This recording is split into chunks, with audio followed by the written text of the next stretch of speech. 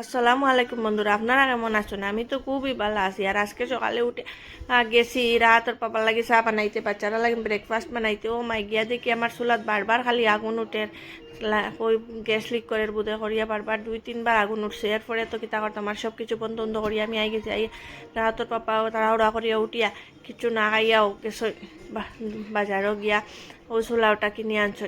আনি আমার দিয়া কইতা তুমি বালা করে দেখো, দেখে চেক করিয়া লাগাও। হ্যাঁ বাবা, আগুন এক জিনিস সবেও ডরায়। তো এর লাগে আমিও এখন বইছি, এটা চেক করতাম, দেখতাম, খুলিয়া দেখি বালা করে। এখানে পরে লাগানির পরে কুলাকুলি এটা বহুত দিকদারি। তো তার লাগি লাগাইবার আগে একবার দেখিলাই, পরে দেখিয়া উকে পরে নিয়ে লাগাইমু। আর তো আমি এখন কুলিয়া এটা দেখতাম হয় না। আর আমার লগে তো আসুন তিন হেল্পার, দেখরানি।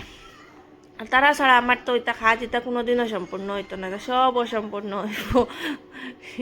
আর ওই দেখো এখন তারা সাহায্য করে, আর আমিও তো এটা কুলিয়া আর আমার পুরান আর ওই এখন নিয়া ফিটিং উটিং করছি করিয়া উড়িয়া। তো এখন আগুন দিয়া দেখি না সুন্দরেও আমার চুলাটা আগুন জ্বলে। এখন আর আগুন উঠেরও না, লিকও করেন না।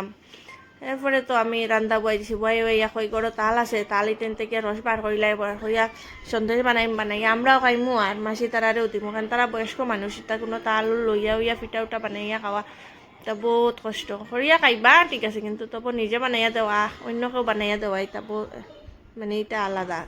তো এটার লাগি আমি বইয়া তালের রস লইয়ার এখন দেখো তাল থেকে রস বার করিয়া আর এখন খাই উই বানাইয়া রেডি করিয়া রাত্রে আরামসে হায়াত ঘুমাই যাব। এরপরে আমি বইয়া বানাইমু। ও মাই রাত আয়াত ঘুমাইছি, আর 10টার থেকে লাগছে পুরা 1:30টা বাজে গেছে আমার সন্দেশ বানাইতে মানে রাতের বাবা বারবার কই তাই আল্লাহ তোমার এটা শেষ না নিয়ে আইয়া ঘুমাই যাও কিতা করতে। আমি তো শেষ করি আইছি বন্ধুরা, কালকে দেখাই বসলাম।